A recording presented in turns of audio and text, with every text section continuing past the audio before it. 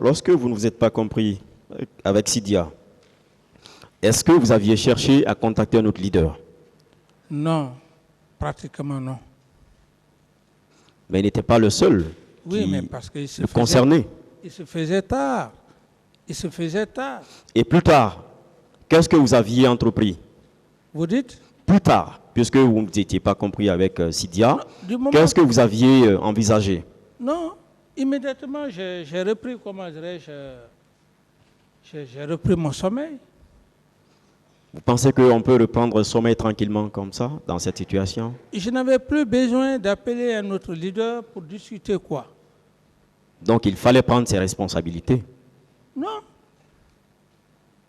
Ce serait quand même aussi enfreindre à leur liberté.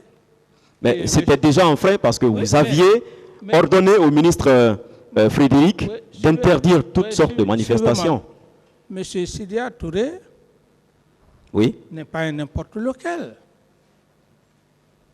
À l'époque, si j'arrivais à échanger avec une personnalité de ce genre, je me dis que c'est largement suffisant. Au lieu de me mettre à appeler encore des leaders politiques, non. D'accord. Étiez-vous au courant de la réunion des officiers supérieurs des armées? Vous dites? Est-ce que le capitaine Dadis Camara était au courant de la réunion des officiers supérieurs de l'armée? Non. Non. Non. Vous le maintenez? Oui. D'accord. Le général Ansouman Kaba, vous le connaissiez particulièrement?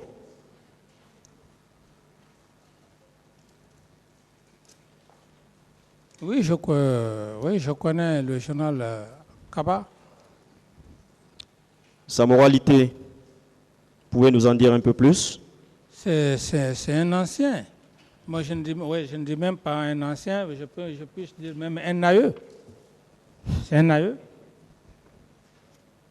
Donc, vous aviez confiance ou vous avez confiance en lui, n'est-ce pas? Oui, mais, maître, je dis c'est un ancien aïeux. Dans notre jargon militaire.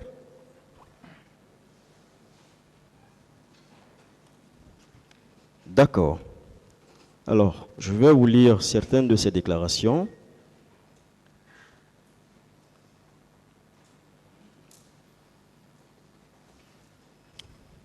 Il a déposé devant le pool des juges d'instruction. Et il a dit ceci.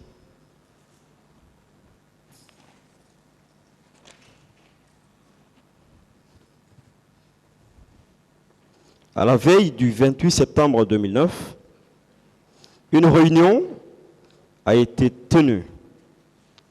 À l'occasion, il a été donné l'ordre de consigner tous les militaires dans les camps.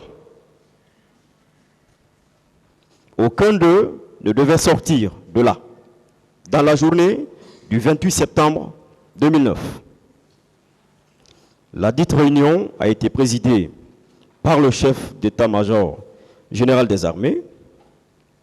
À ma souvenance, nous n'avons parlé que du comportement des militaires ce jour. Il n'y a pas eu d'autres consignes. Ces consignes étaient répercutées. C'est ce qu'il a dit. Oui, que ces consignes étaient répercutées. Oui, maître. Ça, je ne saurais répondre à la place du chef d'état-major, le général Kaba. Je ne peux pas donner de commentaires à cela. Je n'ai pas de commentaires à faire par rapport à sa déclaration. Vous étiez le commandant en chef des forces armées. Ça veut dire quoi? Oui, j'ai dit, maître, je n'ai pas de commentaire à faire à la déclaration du général Kaba. est-ce qu'on peut consigner dans un pays, dans un État, tous les militaires dans des casernes sans que le commandant en chef des forces armées guinéennes ne soit préalablement informé? Je ne saurais répondre à cette question, maître. D'accord.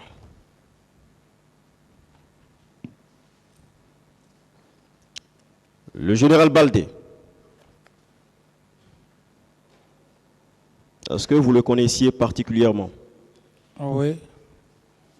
Sa moralité, est-ce que vous pouvez nous en dire un peu plus? Oui. Oui, allez-y. Je n'ai pas de commentaire à faire. Maître, je n'ai pas de commentaire à faire. C'est un bon militaire? Vous dites? C'est un bon militaire? Oui. Qui mérite confiance? Qui mérite confiance? Est-ce qu'il mérite confiance? Oui. Bien. Voilà ce que lui également, il a dit dans sa déposition devant le pool des juges d'instruction.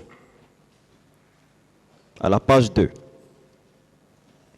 À la date du 27 septembre 2009, j'ai été convié à une réunion à l'état-major général des armées.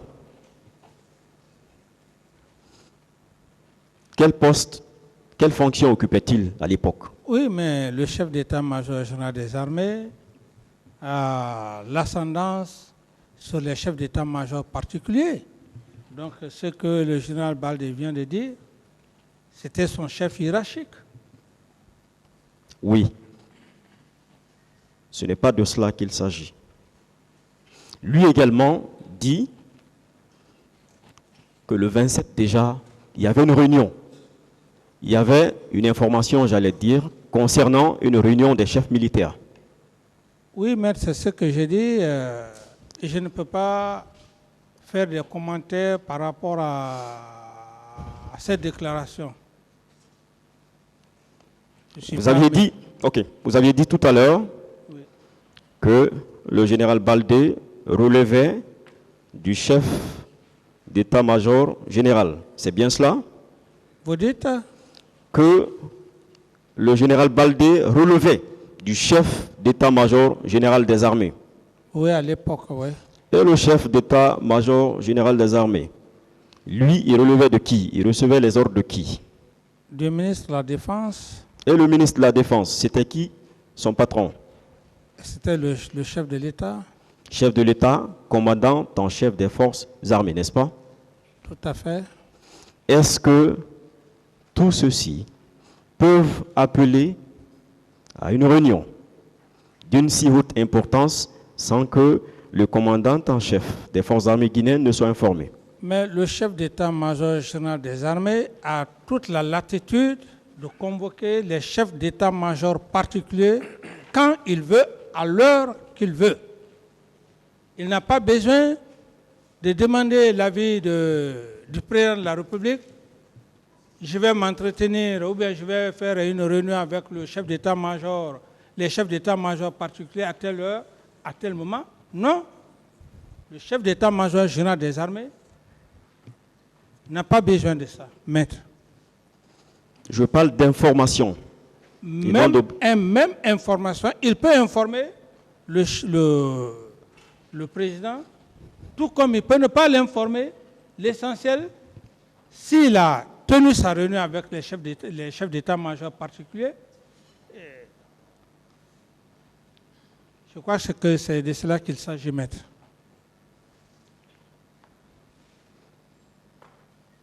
D'accord.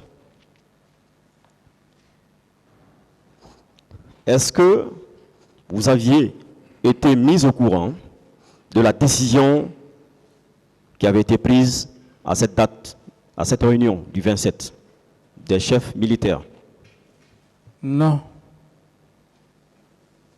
Est-ce que vous saviez que les militaires devaient être casernés?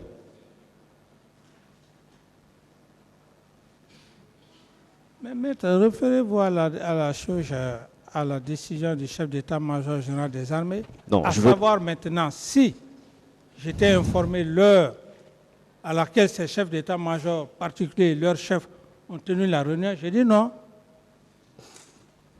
Oui, j'ai quitté cette question. Je l'ai abandonnée. Je voudrais savoir, après leur réunion, est-ce que vous aviez été informé que les militaires devraient être casernés?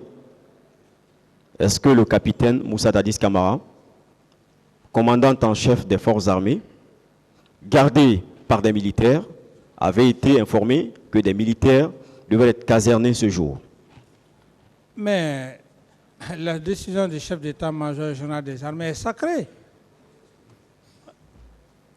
Oui, mais pour l'exécuter, cette décision, il faut avoir été préalablement informé, c'est ça, n'est-ce pas? Maître, je n'ai pas de réponse à cette question. D'accord.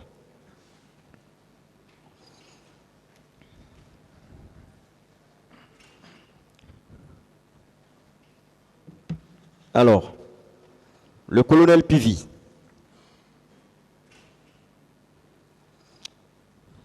il a affirmé ici et réitéré que vous l'aviez commis à une tâche, à une mission. Oui. C'était quelle mission? Je pense bien qu'il a déjà passé ici. Et je ne suis pas à mesure de reprendre tout ce qu'il a eu à dire. Non, je parle de la mission. Qu'est-ce que vous lui aviez confié? C'est cette mission que je vous parle, maître. Je dis qu'il en a suffisamment parlé de cette mission. Donc, c'est vrai que vous lui aviez demandé de traquer des militaires incontrôlés, lesquels avaient volé des véhicules militaires. C'est bien cela? Mais maître, vous-même, vous répondez à la question. Non, je veux que vous confirmiez ou que vous infirmiez, que vous dites que c'est vrai ou c'est faux. Je confirme. Bien. Donc, ça veut dire que, effectivement, avant le 28 septembre, il y avait des militaires incontrôlés qui se livraient à des actes de vol. C'est bien cela? Mais une décision militaire n'est pas forcément, elle ne doit pas s'appliquer aux civils. D'accord. Est-ce que c'était en réalité au colonel Pivi d'aller les traquer, d'aller les arrêter? Est-ce que c'était sa mission en réalité? Vous savez, généralement, bon, les hommes, je peux dire les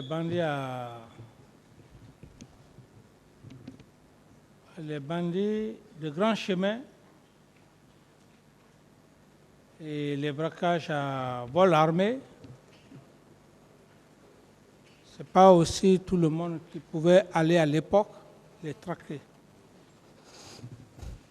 Mais le service de Tchegboro existait déjà. Il avait été créé pour cela.